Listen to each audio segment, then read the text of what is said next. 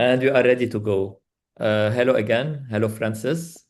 Let me introduce Morning. myself. So, my name is Johnny Elhelou. I'm the managing director for Tawjih Training and Consultancy. Uh, I will give you a brief overview about our company, about Tawjih, and then we'll give the floor to Francis also to introduce AI Ritual.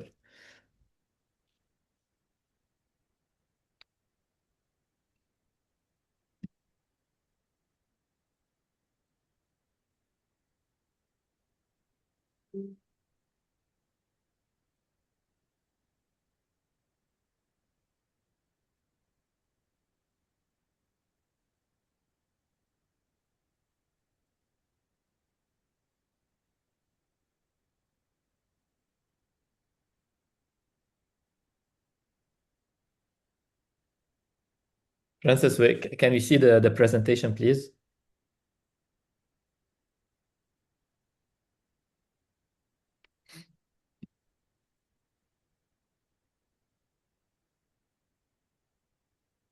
Okay, so a brief overview about Tawjih. So Tawjih, a training and consultancy company that was founded in 2013 in Lebanon.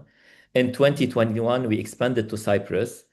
Up till now, we've been working with 18 different sectors from different industries, different sectors, public, private, and NGOs. Our methods are always interactive and pioneering. We do have a team of experts in different fields, HR, training, coaching, and management.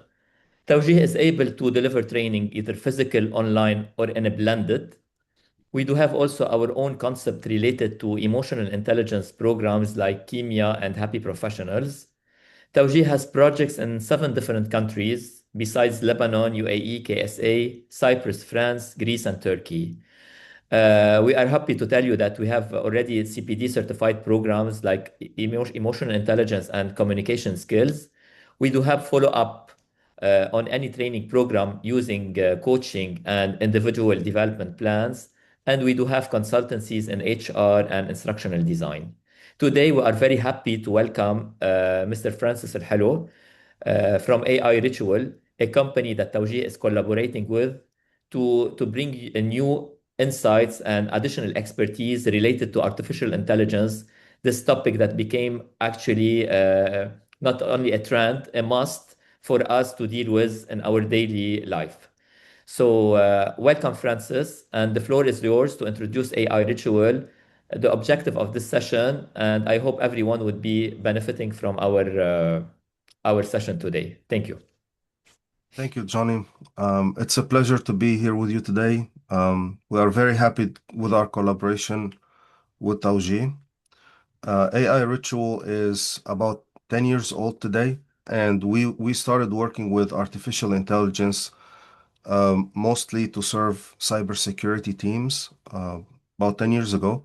And then we branched out from that to serve all kinds of divisions in an enterprise, small and medium businesses in mostly North America, and then local government in the United States. And then most recently, we're collaborating with the government of Argentina to revamp their federal laws to protect children from cyberbullying and provide a nationwide training program through schools, through educators, to students to understand their rights, their obligations, and just to understand the technology and how does this new space works because it does affect them gravely. It's an effort we are very proud uh, to provide. Um, I hope through our workshop today, I can learn from you as much as I can.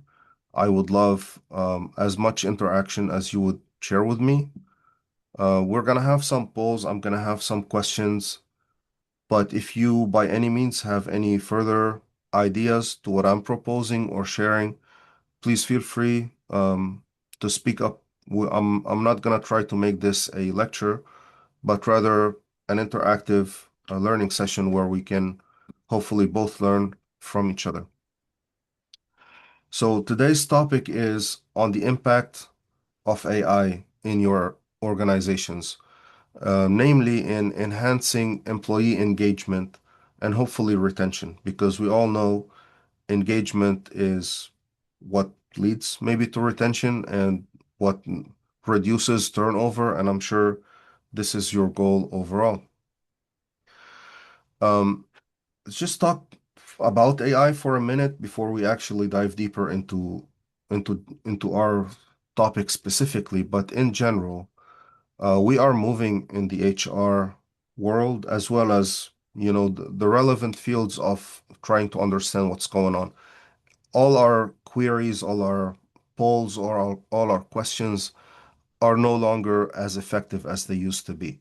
So we want to move along from, let me ask you a question, and hopefully your answer is enough for me to know what to do, towards a more direct mindset, always connected mindset, and analytical mindset where we want to just understand what is happening right now, and then we will draw our conclusions rather than just ask you the question alone. Um, Sometimes it's difficult to run your analysis to get to the conclusions you would like to get to because the data is not all there. But sometimes the data is all there. And sometimes there's more data than you need, but we just don't do enough to analyze it appropriately. We don't have the technique, we don't have the technology, maybe we don't have the budget because it could be expensive to hire a skill set you know, capable of performing, but we will try to tackle that with you through this session. So I would like to start from, the bad points, from the negative ideas. A Gallup poll found that 76% of employees experience burnout. Not necessarily all the time, but at least through their career within your organization, probably 76% of your guys are experiencing burnout at some stage. And that leads to thinking that, my boss is making me work too hard. It doesn't really translate into maybe I took up too much, maybe I don't have enough bandwidth, but it leads to I'm being overworked and maybe the grass is greener on the other side. So people start thinking of, is it better for me to look elsewhere? Which we absolutely don't want to see happening. So we're going to work on making this better through our session today. It is important to note in just 5 minutes or maybe less, what is artificial intelligence from the technical side? It's essential that we understand how does this technology works before we can evaluate what output it gives us, what answers we get from it, and then how do we present information to the technology for it to bring us some output that we actually need, not just an output, because it is configured to give you an output however you work with it. So traditionally, we've always had rules that we need to configure, and then we present data or input, and then that set of rules gets implemented on the data we present, and then we get some output. Think of a calculator. All the rules are already written. There is nothing that the calculator needs to analyze. The rules are there. You present your 5 times 7 as input, and then it gives you 35 as output every single time. It is deterministic by nature, and we are the one who write the rules. With artificial intelligence, we present just data, and it makes up the rules that it could find within this data. Think of like a hospital or a bank. Think of all the transactions that have happened, all the credit card purchases that have happened. You can present all of those to your artificial intelligence technology, and the transactions that were indeed fraudulent are labeled as a fraudulent transaction. So we're just presenting data. This is all our transactions, and those are the ones that we found that were fraudulent, and that's all the input we're going to provide. And then the AI will go over the data once and again, and it will extract those patterns. It will measure its own performance, like it will run the rules and see, did this rule predict that this transaction is really fraudulent? How accurate is my performance? And then it tries that again and again and again until it gets accurate enough that it's acceptable.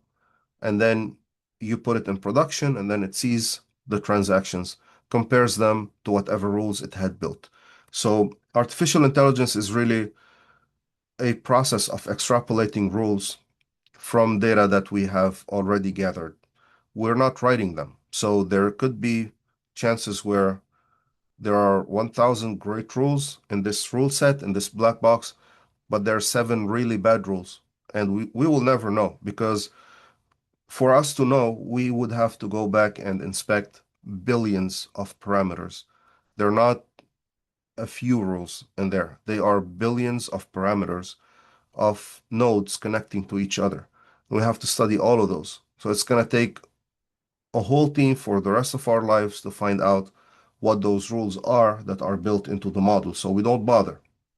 We build a model, we measure the performance, accuracy, recall, whatever metrics that you care for. And then if those metrics are acceptable, if they are higher than the human performance, then great, we've made progress, so we put it in production. That's as far as we understand into this technology, and this is very important to note.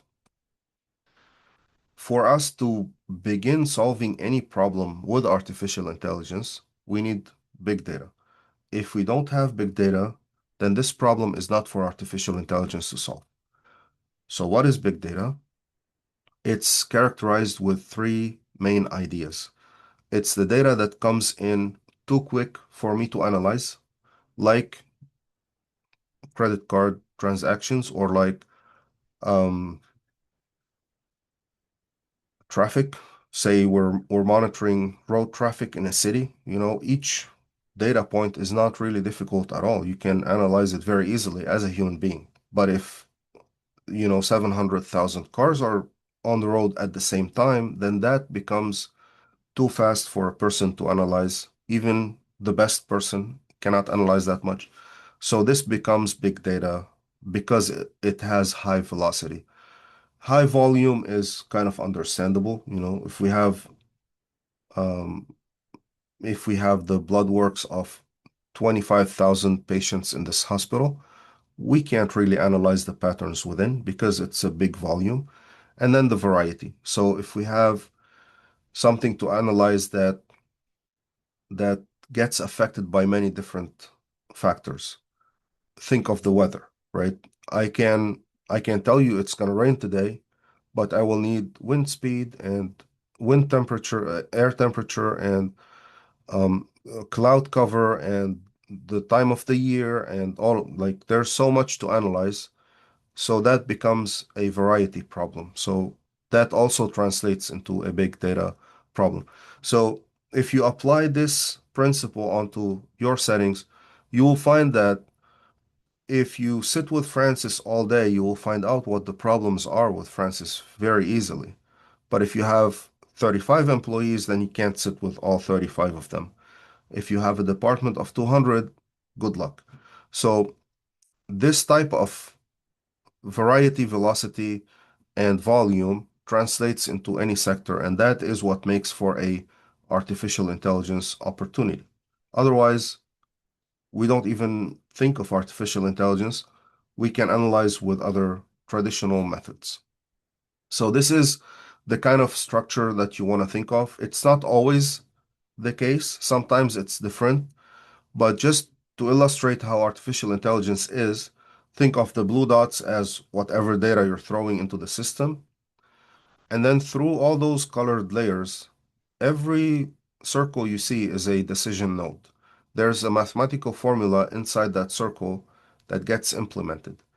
And then whatever output comes from that circle gets shared with all the other circles, or maybe with some of them, but then they get passed along until we get to the output layer, or like the very last stage in that system that says, okay, based on all of this math that has happened, it is going to rain today, and the chances are 60%. Or this transaction is fraudulent, and the chances are 95%. So that's how artificial intelligence really works. By the show of hands, let me know if you care to spend like 2 more minutes to see something more technical. It's not gonna be long, just 2 or 3 minutes. If you would like to skip to, the hardcore HR content that we have prepared for you today, we'll skip right through. Okay, so then we will skip right through. But this exercise here is going to be in your toolkit today. So at the end of this webinar, you will receive your toolkit from us. It's going to be a few different materials that will stay with you and they will help you maybe through your career to implement the principles we are discussing. This is going to be within those. So we're not going to work with it right now, but you can follow that link and you can study the example. So let's take let's take a step back and I'll ask you for assistance. I need you to send me in the Q&A in the chat um, some of the questions that you may ask your employees to learn anything that you need to learn, right? I don't want anything specific. It could be about, are you happy at work? It could be about, um, can I give this employee a good promotion or maybe not yet? It could be, do we invest in this person some training amount? Like, do I send this guy to go and get a certificate and pay $2,000, or do I send that other lady to go do that certificate? Imagine you're evaluating anything that you typically evaluate and send me the good questions that you ask if you want to learn that. Send them in the Q&A and let's do an exercise with those.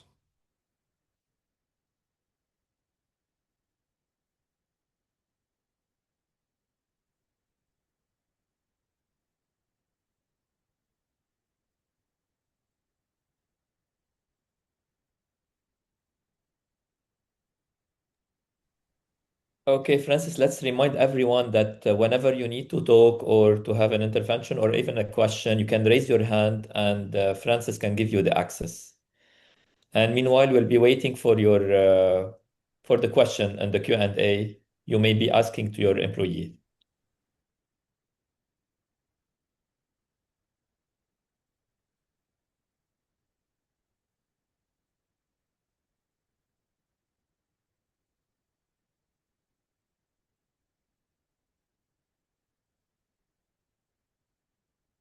We have our first question. What matters for you to feel respected in your daily work?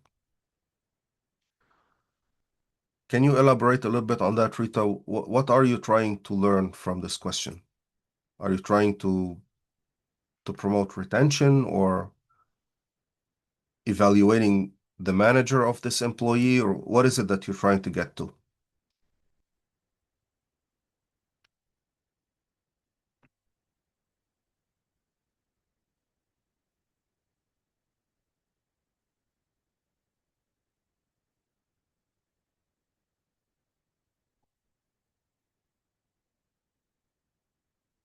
Work environment. What is motivation for you? How do you explain it or describe it? Great question. Okay, so Francis, Rita answered the work. She means by what matters for her to feel respected is about the work environment and the company. And we have another question from Hannah. What's motivation for you, as you mentioned, and how do you explain it or describe it? So you have already two questions. Perfect. Okay, let's start with those. If you guys would like to send me more questions, I'll work with them as well. Okay, now let's um, let's imagine somebody answered these questions. Okay, let's say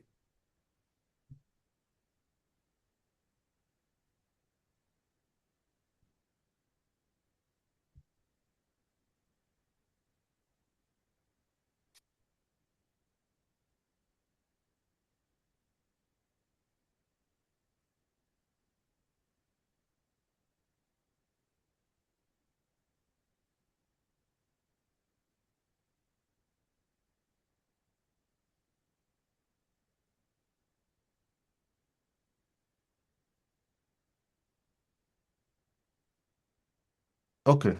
So Rita, uh, this is those are the answers you got from your employees. First, tell me, does it sound like this is a realistic kind of answer that you may get from the different employees you work with?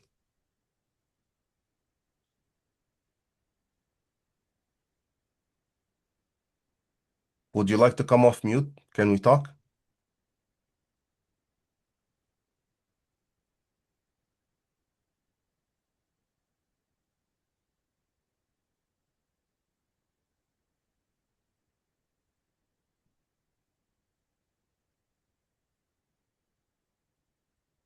Rita, we are not Please getting you. come You are muted. mute. Can you?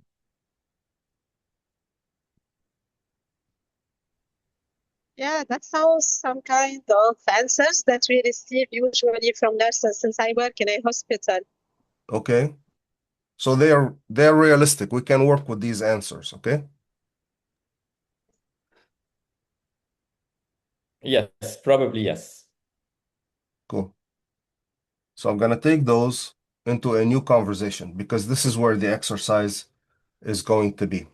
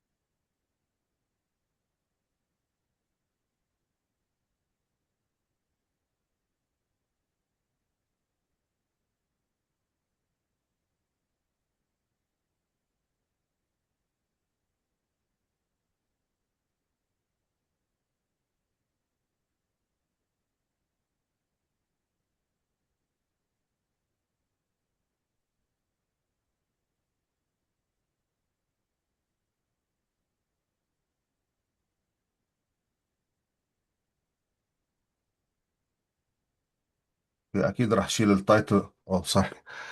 I'm gonna remove the title of the review because it tells too much, and I'm just gonna ask, what can you learn from this uh, kind of survey? So let's see what can we learn. But first, if you guys wanna take a look at this and tell me, what do you learn? What does this tell you? Like if you read this, say this review and then this review, is it big enough to read in your screens? Can you see it clear? Yes, it's okay. It's fine. Okay. So what does that look like to you? Like, give me one idea. What do you learn about this work environment from just reading this review or survey?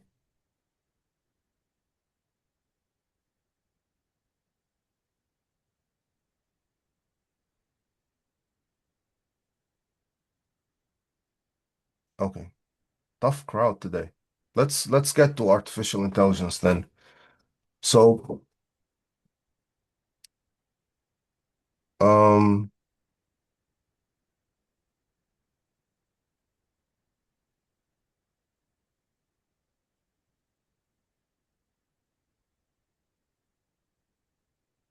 so this is not what I wanted.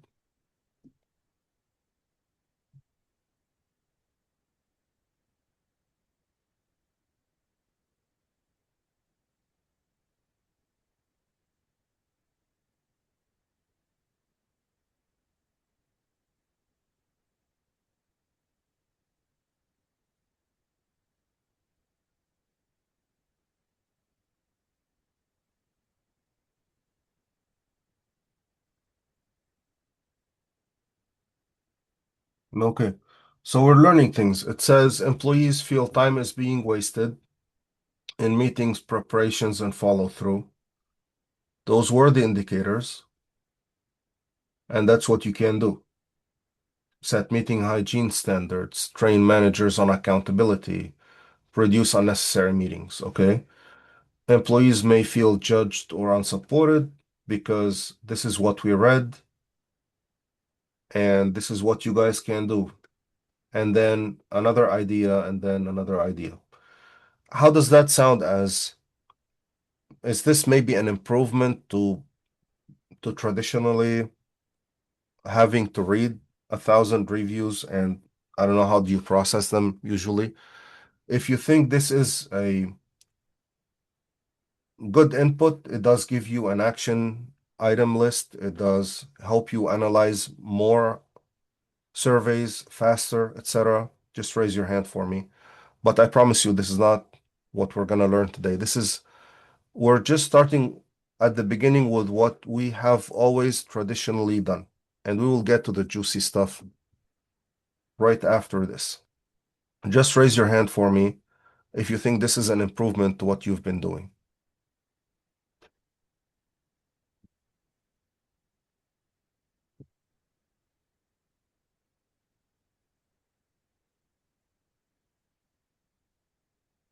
Okay.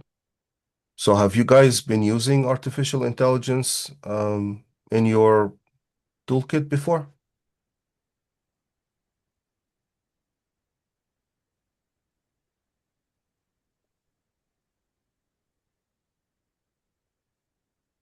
Let's see. Please answer this poll for me so we can proceed to our next big idea. I'm going to leave it up for, say, a minute. So please give me your answers so we can proceed.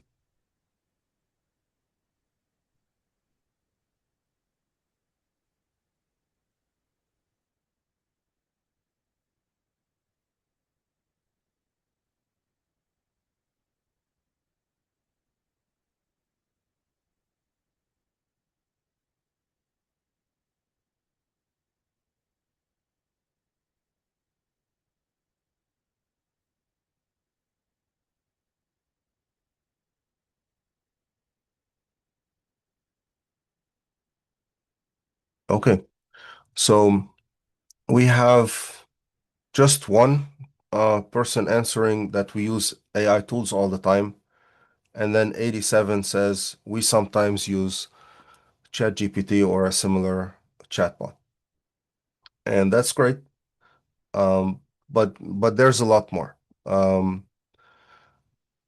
Let's explore a couple further steps, and then I'll give you more examples of what is now possible that you can do, and we'll give you some tools to do that.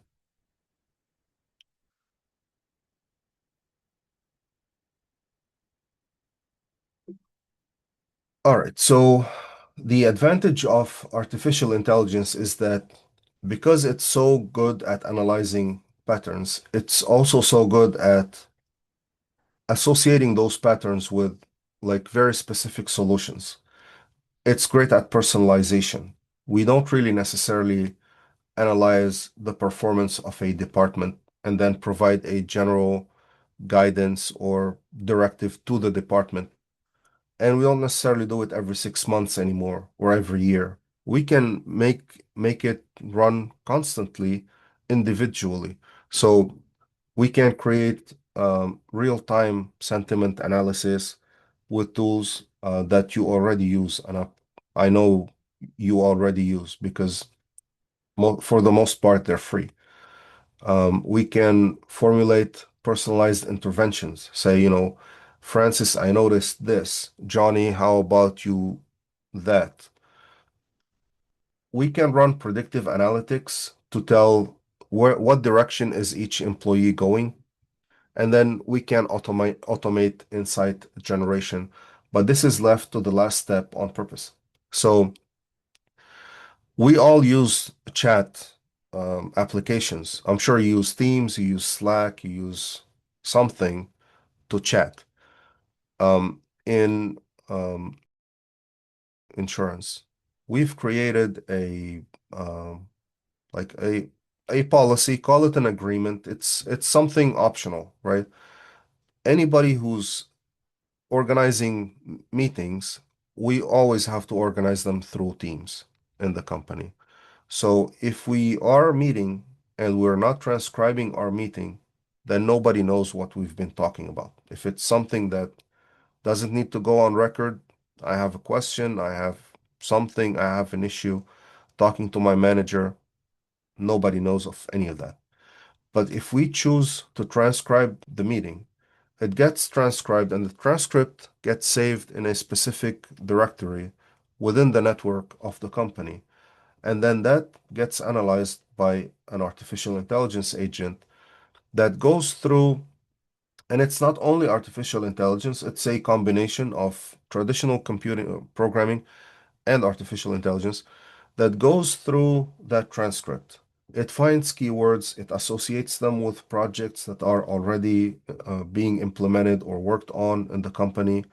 It creates context, it highlights areas of improvement for each person. So if, say, I'm being trained onto a new tool and I transcribe my training, I will get advice at the end of the training or maybe at the end of the month that you probably want to take this course because it's going to help you fill in that gap that we noticed in this meeting where you asked these questions. So it's so specific. We don't necessarily direct people to go and take a program to learn something anymore. We can very simply say this point and that point and that point is what you need to acquire. Maybe a Coursera $10 class will fill in these gaps for you. We don't have to buy a whole program and get you certified for something you're going to use 7% of in your work. So that process makes it check all of these boxes for us. It is real time. If words of frustration are being expressed, they get analyzed, they get flagged. The directors will see the content of the managers, and the managers will see the content of the employees, and that and so on. So nothing gets left to chance. It provides personalized interventions. It can tell you, say Bashir met with Carla and there were feelings of frustration and they didn't get to a resolution. This gets sent to their manager if they choose to transcribe that meeting. If they don't transcribe it, then private is private and nobody knows what's going on. Predictive analytics comes into a later stage where we have enough data, where we know that Francis is always expressing frustration no matter who he's meeting with. So maybe this person is heading in a certain direction. We wanna we wanna maybe set a meeting with Francis and see what's going on. And then automated insight comes even later after we've measured the performance and the maturity of the system. So instead of just saying, that was what the AI suggested, send it to the employee, we'll say this is what the AI suggested, send it to somebody who can evaluate this suggestion. Could be the manager, could be HR, could be somewhere else, but somebody needs to evaluate. Has the AI done a good job? Is this transcript really reflective of these sentiments? And is that really what this person needs to go and train on, for example? And if that's so, then they just push the button of notify, and the person gets notified that, these gaps were found in the evaluation of your performance. This is a great resource for you to fill in those gaps, and that resource is free to you because the company is paying for the class or any other workflow that you can imagine. The technology allows for this kind of analysis. So it could be for training, it could be for anything else that you would like. But then again, the automation of the notification being delivered directly to the employee happens really after we've ran this system for a while and after it's been evaluated to be accurate enough to just directly assign training or provide advice or anything like that. Any questions on this, guys, or any maybe ideas? Do you work with anything similar to this at all?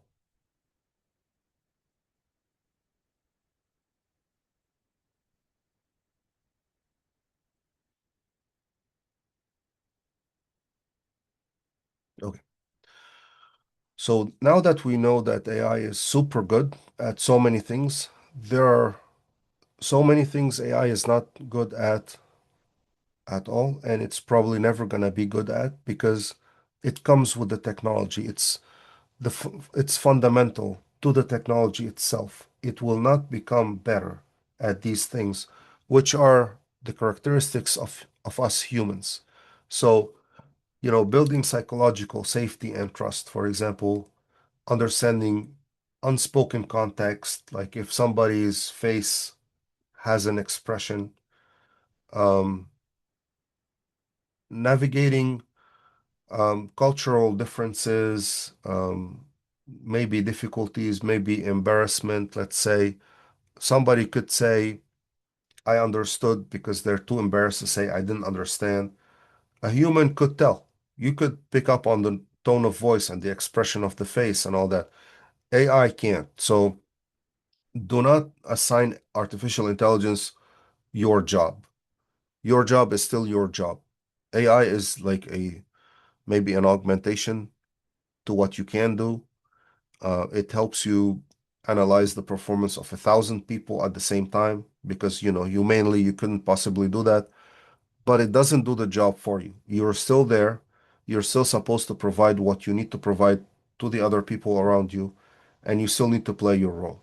So this is not undermining you right now, and at the same time, this is not an opportunity for you to be doing less. You still have to do everything that you've always had to do, but now you can do it a little bit faster, or you can be more accurate while doing it, and that's all. That's all. So our next pop quiz gets us to a function in ChatGPT, which we've also built ourselves, and we're going to give it to you at the end of the seminar. So what we will see right now is something that you need to pay like the monthly subscription to be able to build, but with a free account you can use. So we hope that it's going to come useful to you. I want to just open a quick parentheses. Okay, so here's the tool we built for you, and it's configured to analyze feedback. So I'm going to just send in the feedback that we pulled from our previous questions.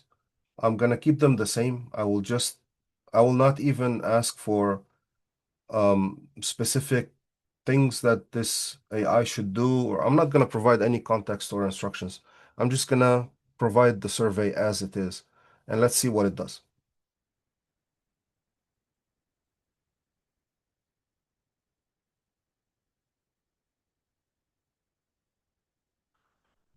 So here's our first feedback. Say that is what it is.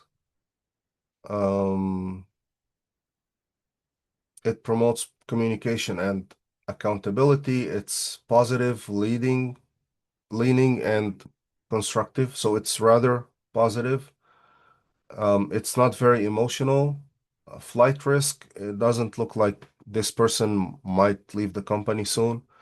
There's some insights that says the employee values clarity, accountability, and professional respect through communication norms. Standardize meeting preparation expectations, and establish team-wide norms for follow-through and communication clarity. So this is what you need to do for the team if you want to keep this person on your team. So this is what the person is indirectly asking you to do for them to remain happy, right? So it's leaning positive, so it's close to start leaning negative.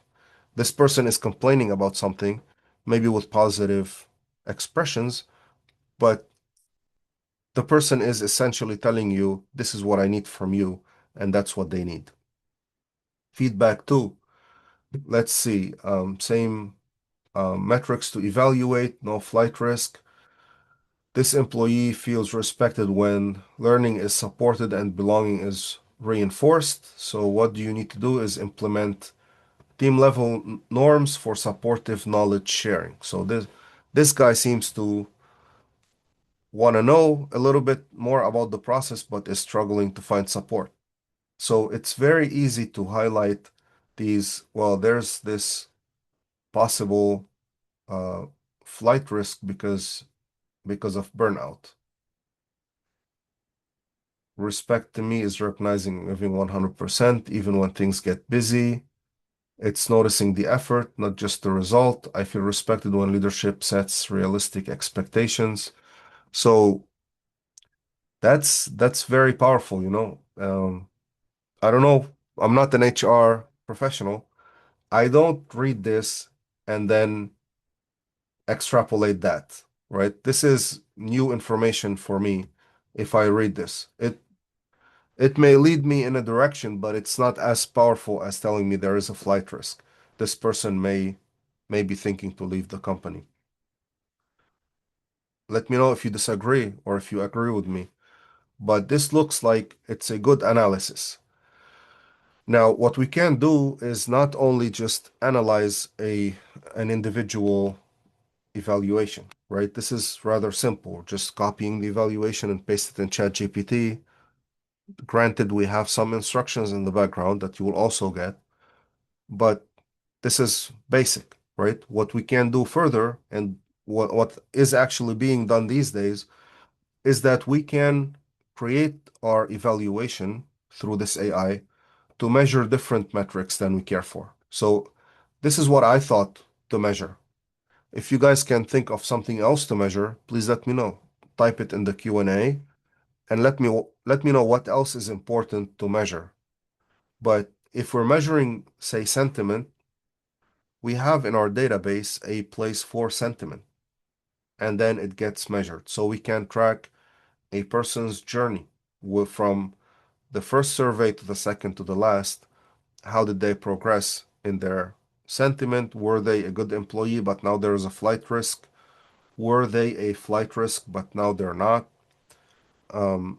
Have we implemented what they proposed? And then what happened? You know, if you get these recommendations from Francis's review and you don't do them the first time, and then you don't do them the second time, and then you don't do them the third time, is Francis' performance changing? Is he turning from no flight risk to flight risk? Or is he remaining as a no flight risk? Maybe you should have a meeting with Francis and talk to him about setting expectations and asking for, like how to provide his feedback. Because maybe I'm asking for things that are not very closely related to me being comfortable at work. Maybe I'm asking for things that are not that much relevant. Maybe I need to think more about what do I need or how can I access the resources of the company better, whether it be the HR department or something else. So those get saved into databases and they get monitored and they get analyzed. And then that is where AI becomes really, really powerful when it starts analyzing the trends in your databases. Um, do we have anybody here with organizations of more than 1,000 people? If you are more than 1,000 people, please raise your hand. Let me know.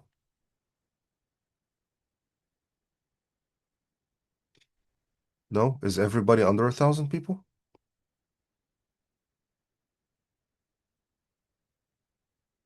If you are under 1,000 people, raise your hand.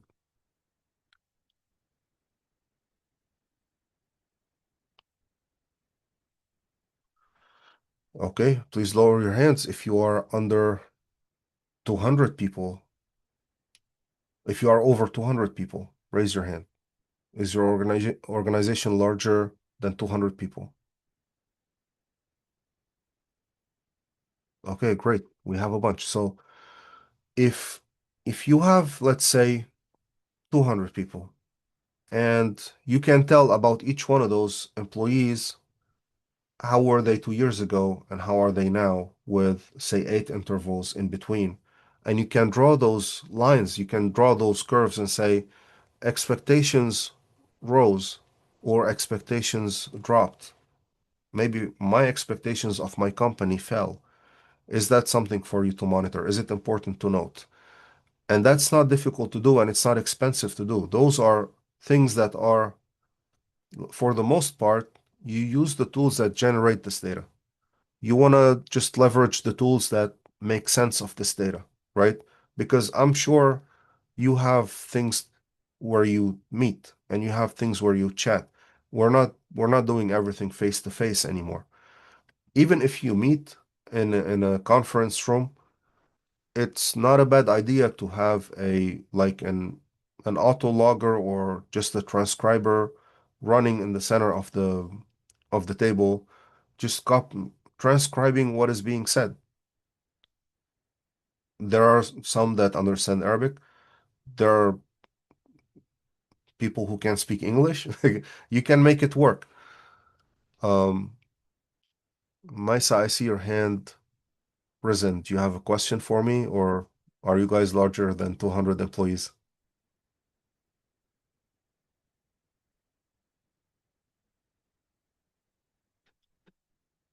No?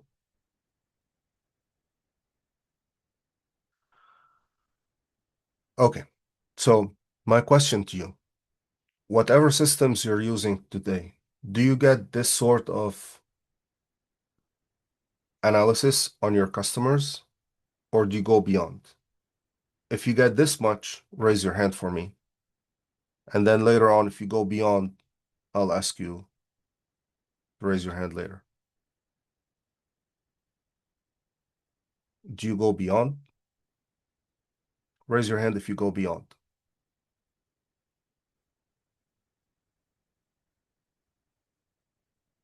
Raise your hand if you don't get to this level of analysis.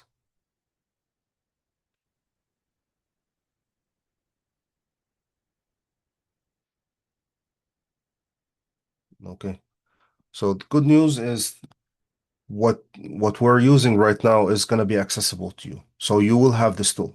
If nothing else, you can just copy everything you've collected into this tool and it will analyze those surveys for you. But let's hope we can go farther and we'll do better. All right, so I would like to introduce a framework of how can we create questions, or not just questions, like how can we evaluate people in the workforce? How can we evaluate teams or environments or anything like that?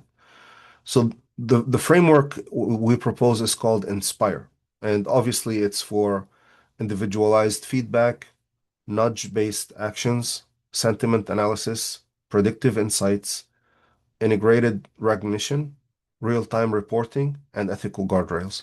And we'll go into those in a little bit further details, but you will have a whole sheet in your toolkit at the end of the seminar.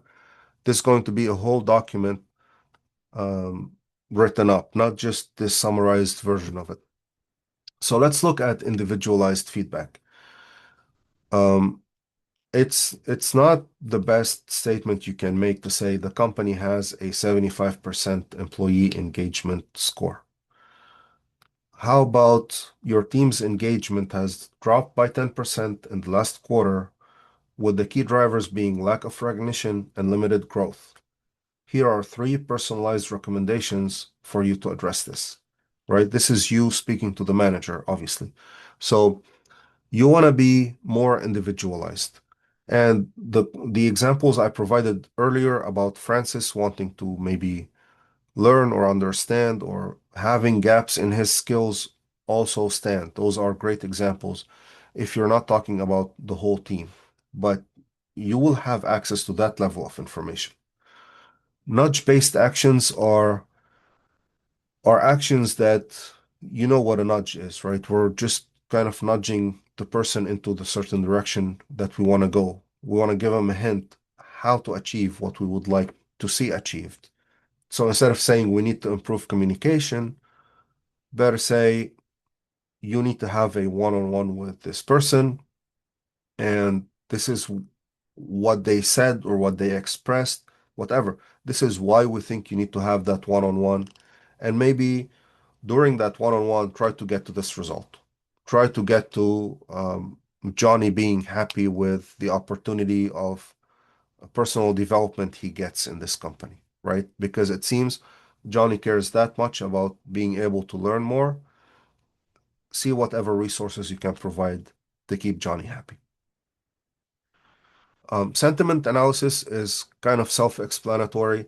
We can use different words to express the same thing. So even if I'm gonna tell you it's gonna be a holiday tomorrow, I can say that in a way that you feel I'm excited about the holiday, or maybe I'm upset it's a holiday because I can't come to work, which I enjoy so much. So sentiment analysis is through everything you guys can do. Predictive insights, instead of taking those exit surveys that I'm sure you all like so much, maybe be interactive, maybe be predictive in nature instead of just being reactive. Maybe learn a few months earlier that this person is probably going to start looking for a new job because some threshold was crossed at work. God knows what. It could be, any reason why a person could leave work, but if that threshold gets crossed, you probably want to know. And I promise you, there is data to indicate that. Or maybe there is data to indicate that a threshold is being approached. Not necessarily crossed right now, but we're heading into that direction. Even if your data is fragmented, it would still tell you something about the direction the person is heading. So the data is there. You just want to put that effort into analyzing what can you collect already and be proactive. Learn that, this person is heading towards maybe leaving. So my retention effort can start now. I can be preventative. Integrated recognition, build recognition into the daily job. Like, don't say employee of the month and, like one meeting every 6 months and say, Francis finished this certificate. Good job. Kudos to you. That's not as impactful, but make it baked into the daily work. We deploy systems where employees can provide recognition to other employees. Say I ask something of a colleague and they help me. I can write, like, I don't know, like write a review of what they did for me. I can write a recognition and say, thank you, this friend or this colleague, because you helped me with this task. And that is how it serves the company values. So you all have your company values set. We have a company, we have a one of our values say customer first, for example. So if I call somebody in marketing, maybe to help me solve a problem that was created by somebody in the engineering department, right? So one of the programmers wrote up a bug that shows on the website of my customer, and it's gonna take 10 hours to fix. But I can talk to, I don't know, my designers and say, throw me a white square on top of that bug so people don't tell the difference between the background and the square that you placed there. And they fix it in 2 seconds. I can provide recognition to this person because they serve the value of customer first. They serve this company value. But that becomes an interactive ecosystem, and people will start, sending each other this type of recognition. In a sense, it encourages the person receiving the recognition to do better all the time. And then you can provide them some sort of like budget of points and say, you can give, 200 points for a colleague as you recognize them. And then those points add up, and then people can exchange them for gift cards or gifts or things like that. Perks. So those systems are excellent, and they're much, much better than just saying, thank you for your efforts once a month. But then what those systems allow you to do is to generate the data that you need to analyze. And that's where lies the highest value. Because, right, the points and the recognition motivates people to be better and to act better. But at the same time, those are being logged. They are saved in a database that will be analyzed, and you will see the results thereof.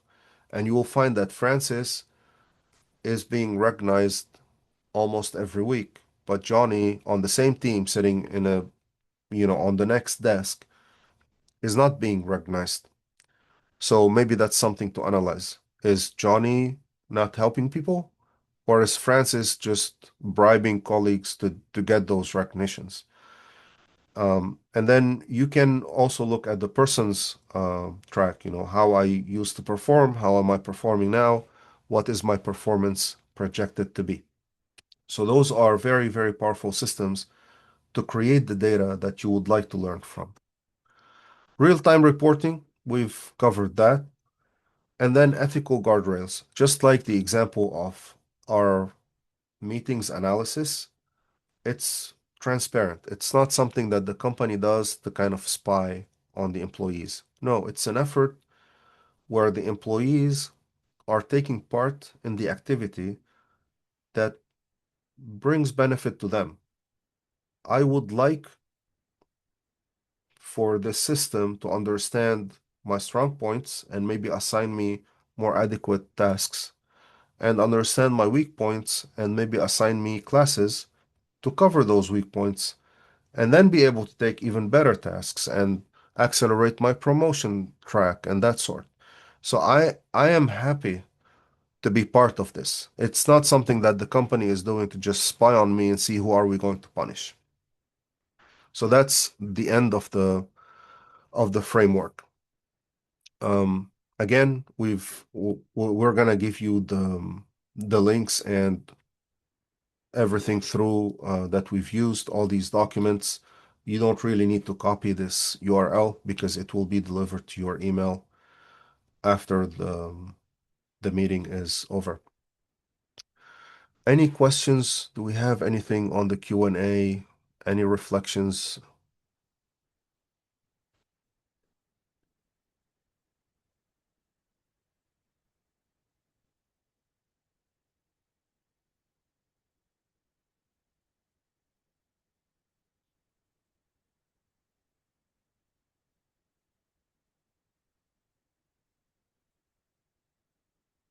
All right. So let's talk for a second about how did we configure that AI to do what we did with our queries. There's this format that you're looking at. It's called JSON. It might seem cryptic, but it's not. This is not programming or anything. It's just a structure provided to the text we're writing. So if you look at the beginning, it says the title and then what the title is, the description and then what the description is, etc. And then we have instructions, and then it opens that parentheses, and then under it there's goal, there is N for name, there's S for the name of the other component of the acronym, etc. But then within each one of those, there's a description and there's indicators. And then those are also going to be provided to you in a document that you can edit. So let's say for individualized journeys, you would like to change the description a little bit to make it match your environment better. Or maybe change the indicators because you have indicators in your hospital or in your bank that don't exist in my software development agency. So you can edit all of those and you can change them however you like.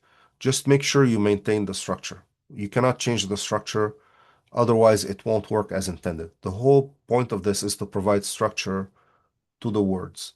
It gives a, not just providing the word to the artificial intelligence, but providing what role does this word play as well. So that combination makes it much more powerful in prompting artificial intelligence. All right, so I'm gonna get to a couple of examples. We are nearing the end of our workshop. You guys are so quiet. We're gonna finish so early. So let's cover a few. Francis, sorry, allow me Yes, to Bill. interrupt you a bit just for Go everyone ahead. not to be scared of the model you've shown previously. So this is something that you will be taking, and you need just to change what's written in green to make it as per your contacts, as per your company. So this is a model for the Inspire model. So whenever you want to work on this and get these results, you will be just changing what's written in green to give your input, your data. Exactly, this is it. Because sometimes when we see this figure, we're scared a bit. So this is it. We need to change what matter to us in terms of Inspire to get the result. And this is there is something also we wanted to tell you that the toolkit you will take at the end of this webinar, you can use it even though you are not subscribed to ChatGPT. So this model can be used by you even though you don't have the paid version of ChatGPT, because we created the model so you can benefit from the result with the input that you are putting on. So this is just to clarify this point. And over to you, Francis. All right. So yeah, it's not cryptic, and you will learn a lot more on this actually if you take the certified AI practitioner course. We will go through all of that. You will spend some time reading this and writing it, and you will learn how to create those GPTs. So you can create GPTs for any part of your company, any department, any set of employees. You can create a GPT that is like the expert chatbot that helps your customer service people. You can create another chatbot that is expert in helping your technical people, or whoever, or even yourself.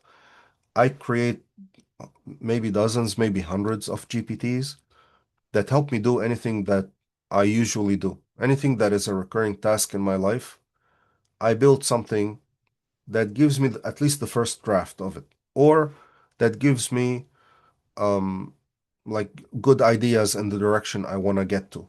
Okay. I'll give you a personal example. I have a GPT created that knows my height, my weight, my age, my dietary preferences, and my goals. And if I go to the gym, I just input what I did in the gym. I just tell ChatGPT I did this set of exercise. And then if I want to eat something, I just take a picture of the plate. I don't have to type anything else. I'll just take a picture. And then that GPT will see what kind of exercise I did, what kind of food I ate. It measures the quantities from the picture because it can estimate, if this is a cup of rice or if that's a 5-inch steak and things like that. And it tells me what do I still need to eat the rest of the day if I want to stay on my plan, and what other exercises do I need to do. And that's what I wanted. I didn't want to be given, a plan for the week. That was nothing I would remember or keep up with, a plan for the week. I'm gonna forget it by Monday. But something on my phone, I'll just take a picture before I eat, and then it tells me this is your allowance for the rest of the day. You can still eat that many carbs, that many calories. You still need to eat that many grams of protein if you want to build muscle and all that sort. So this is just my personal little assistant in my health journey. You can do anything that you can think of. You can even ask ChatGPT to give you ideas of GPTs to build. And we will cover all of those um, in a class if you care to attend it. It's going to be 20 hours over 2 weeks. So 2 hours a day, every other day for 10 times. And you will learn so much about implementing artificial intelligence with free tools or like tools of $10 a month and that sort. So without big investments in thousands of dollars. Um, I have a question there. It says, how can AI help us personalize development plans for employees at scale? Okay, Françoise Smite, AI can help personalize plans in different ways. The first step is to have the data that is needed collected. So first inspect your systems. Do you collect all the data that you may need to collect for the analysis to be efficient? If I only know your name and your job description, do I know enough to analyze? Like, is this analysis going to tell me enough? No. If I know much more, if I know if you come in late to work, if you stay after hours, if you use certain sets of words in your emails, I can tell that you're excited. I can tell you're frustrated. I can tell you're happy, you're content. The more information you can log, the bigger the analysis can be. And then if you have enough information, the analysis can be at scale, but also personalized. So you can get every little detail about every single one in the company all at the same time in a second. And that's not difficult to do. Like I said, most of the data is already being generated by tools that we use. We want to just make sure to collect the rest of it if there were any gaps. Like if there's these three fields that are really important, but we're not collecting them, let's build something to collect them and then analyze what we have. The analysis is straightforward and it's very powerful. And we can create different plans for each person. So I can create to you, Francoise, a plan that's going to help you grow in your employment, maybe a path to promotion, for example. I can create another plan that helps you with more executive vocabulary, maybe assign some classes to you to learn some different type of communication. Once you finish the first path and you become a manager, you're going to need different kind of vocabulary. You're going to need different kinds of analysis and reports, and you're going to be talking with different metrics. You're going to be setting KPIs instead of just try to meet them. How do you set KPIs? Maybe this is not part of your job. So we can have different paths for just you, and you can pursue them in parallel. And then different paths created for yet another person, and so on. So yeah, we can personalize the life out of everything. Okay, so let's take a look at Databricks. Their challenge was hypergrowth led to an overwhelmed HR team and inconsistent support, right? They grew up too fast, HR couldn't keep up. The ideal solution was to deploy an assistant in Slack. I'm sure you're familiar with Slack. It handles routine employee questions. So the easy stuff, how many days of paid time off do I have left this year? Or what paperwork do you need if I'm gonna submit a health assistant something? Like, I bought a medication, I want to send it to Daman. What paperwork do you need from me? So those questions that are straightforward are the bulk of the work sometimes. They're most of the work. If you have something automated that offloads that onto a tool, then you have the rest of the time to do the rest of the things that you need to do. So that's one way. That was a good use case. This is like a successful example that's known worldwide. Johnson Controls, they were bogged down with high volumes of repetitive inquiries, limiting strategic work because they have hundreds of thousands of people. So, no matter how big the HR department is, they are still overloaded with mundane tasks. So they had created an assistant named Omni, and it was embedded again in their communication channel. It doesn't need to be Slack, could be Teams or WhatsApp or anything you think of. And it provides 24/7 support to more than 100,000 employees. So the volume of their tickets dropped by up to 40%. Of course, freeing up their time to do something else. And I want to just open a little parenthesis here. When we say it freed up 40% of the time, that doesn't mean that 40% of the HR department gets fired.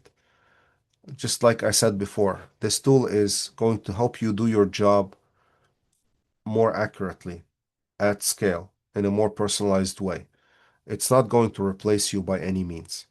Unless you have somebody whose job is to just read the paper and sign it and read the paper and sign it and read the paper and sign it, that is a position in danger maybe of being automated out of the workforce. But the standard HR work cannot be automated. Not now and not in the future, not in the foreseeable future. We need human beings to evaluate human beings, and that's the nature of the technology. So it's not like the technology is going to become better at some task and it's going to be able to replace you next month. It won't.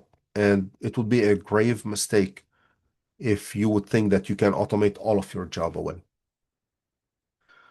Loan Depot, however, they had fragmented systems and slow manual processes that created frustrating onboarding experiences. So when you hire someone up and you want to teach them how things work around here, what tools do I need to access, where to get access, where to get training on these tools, etc. That was a bad process for them. And they had created an AI assistant that automates approvals and communications. So if you are onboarded and you need access to a certain Active Directory group or access to a certain application, if you need an account created, you can just ask the chatbot and it will automate the process for you. It will either create the thing or will directly deliver that request to the person who's going to create the thing. So you don't have to run around all day trying to figure out who do you want to talk to.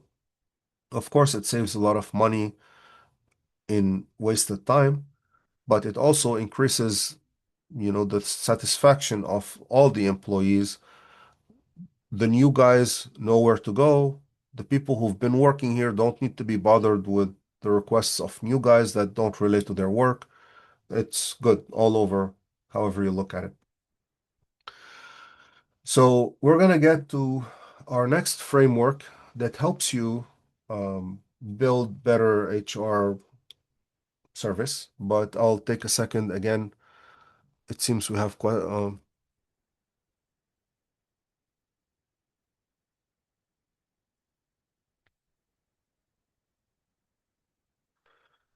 so Rami, how can we integrate AI without making employees feel monitored or judged?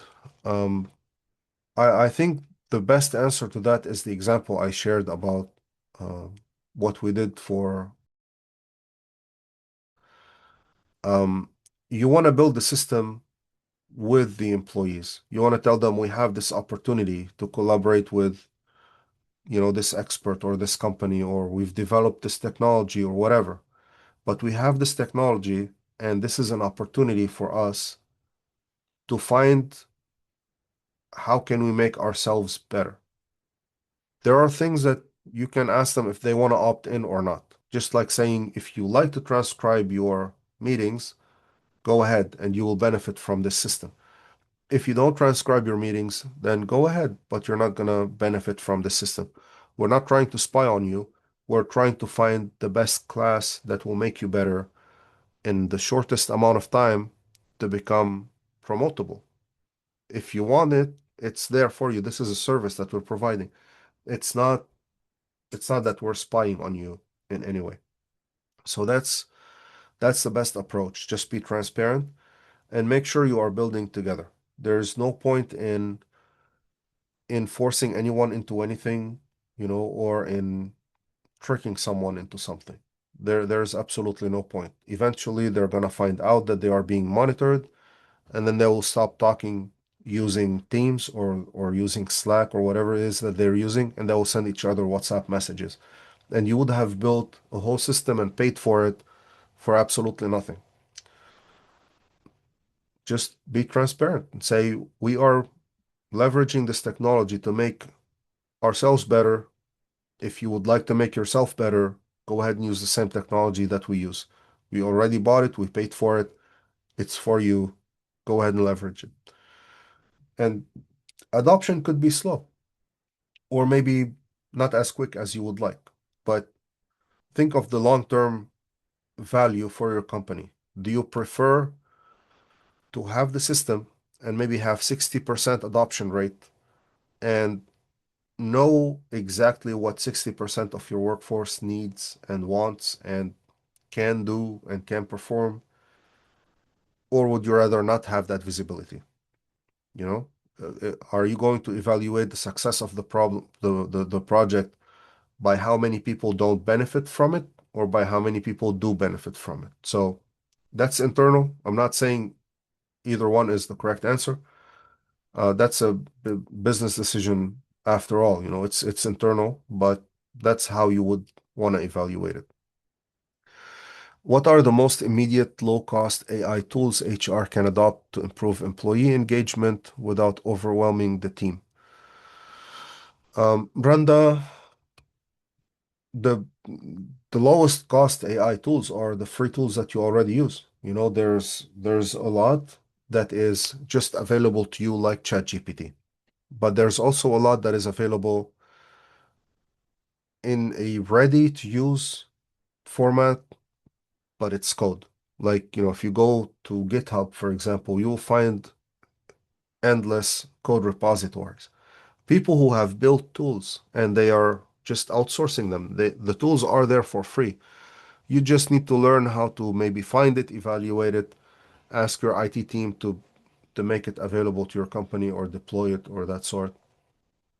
This is a lot beyond the scope of this session, but again, it will be covered in the AI practitioner training that I'm proposing to you. You will learn how to find that sort of code, even if you're not a programmer, how to read the documentation, how to evaluate it, how to find the functions that you care for, and how to make your request to whoever is providing your IT, right? Some of you guys have a good IT department.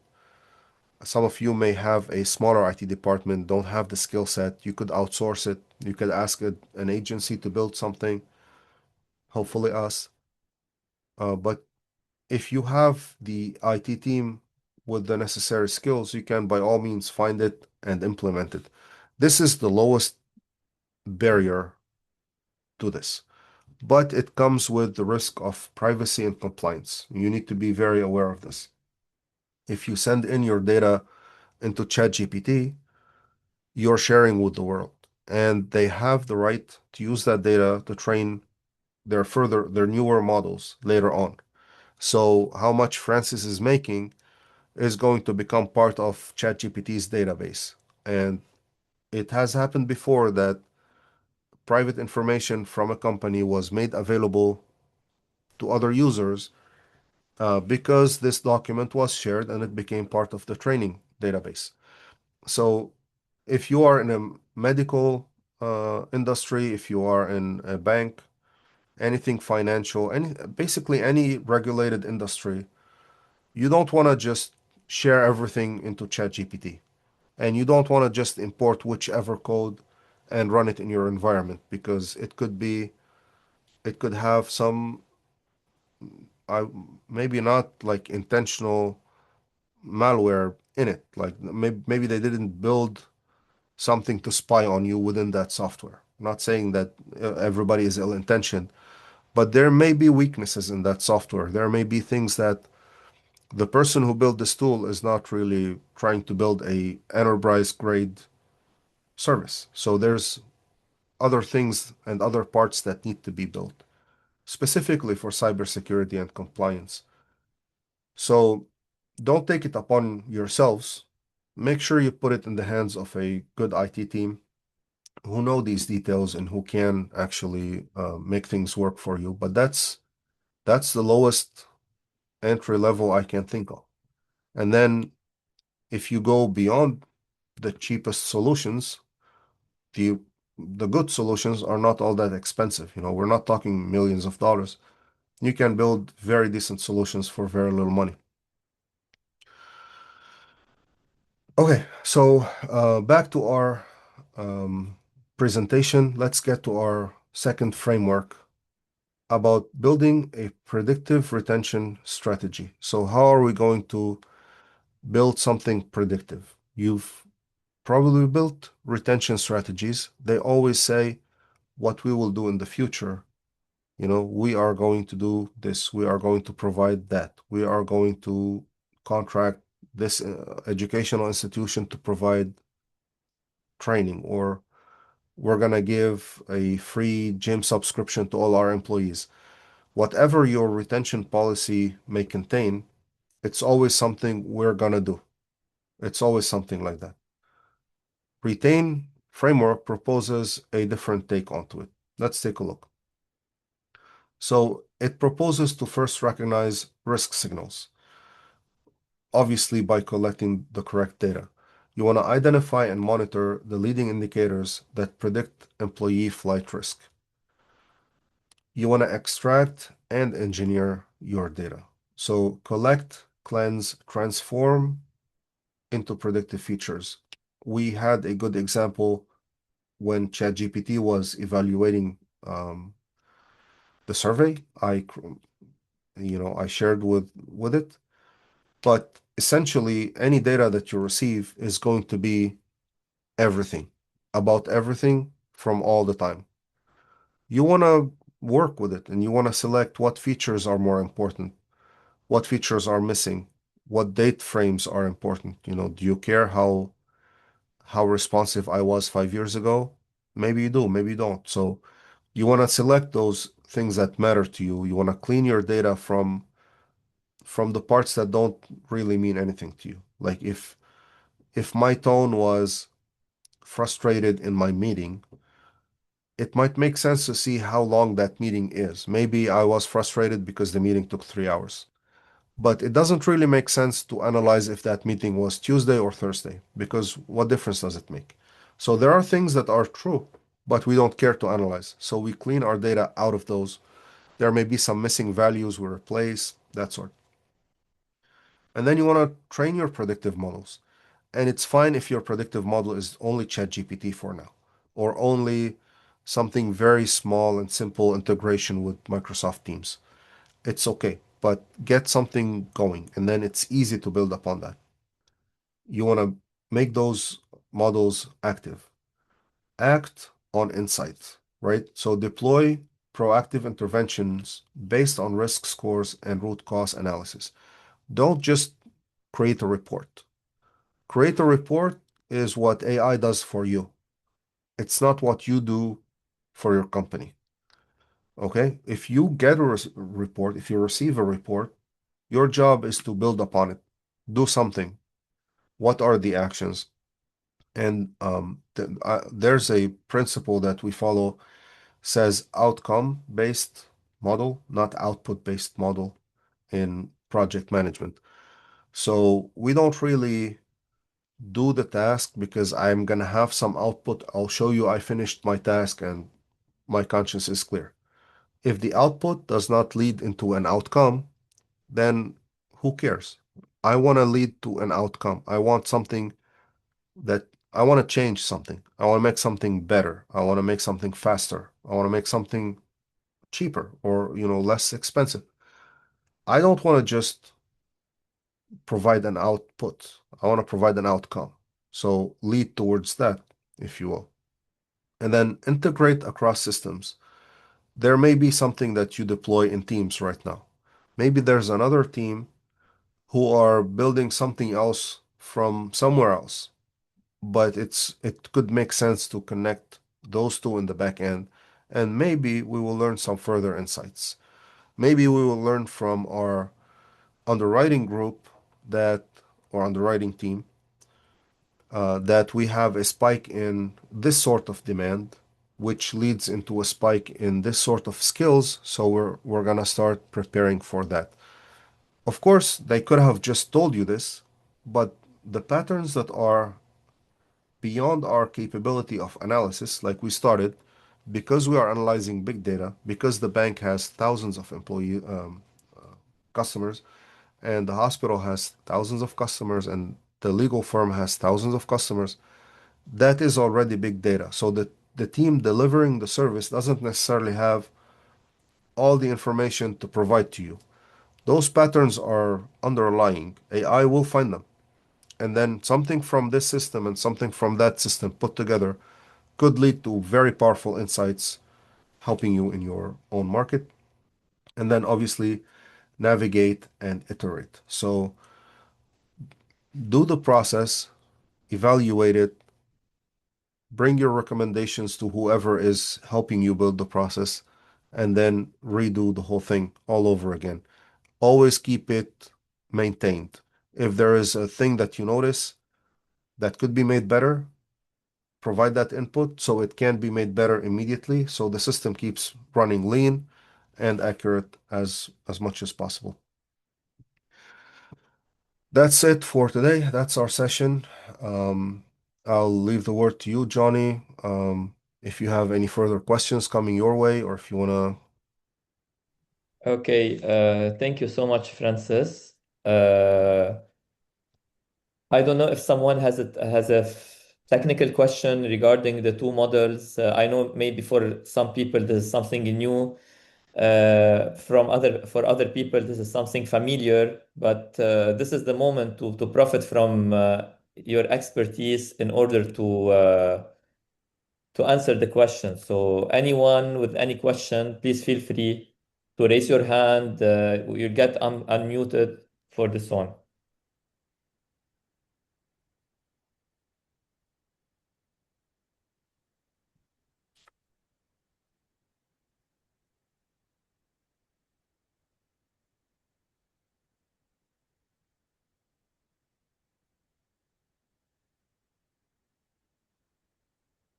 Okay, I think no question. So we would like to remind you of two things. First of all, thank you for joining the seminar. Before leaving our session, we'll be offering you this toolkit for HR, including the four models that Francis was working on. In case you do have any question related to the model or to anything related to this session, feel free to reach to us. We are more than happy to answer your questions. And in the meantime, we would like to remind you that Tawjih, in collaboration with AI Rituals, will be offering training related to AI, besides the training that we already offering in terms of interpersonal skills like communication, emotional intelligence, time management, TOT, and others. We are also happy to collaborate with AI Rituals to offer AI related topics for your company. So, in case anyone would be interested to know more about these topics or these trainings, we'd be more than happy to schedule an individual call with you. In the meantime, we would like to give you this model, this toolkit. It will be downloadable. You can download it. Francis will share a QR code to download this toolkit, and it will be effective since this today evening. for 1 month, I guess, like for 1 month. So you can download it and use it من هلا ل 1 month. It will be online. So this is it. Any Yeah. question, any clarification, will be waiting for a couple of minutes for you to answer to ask before handling you the toolkit, the AI toolkit.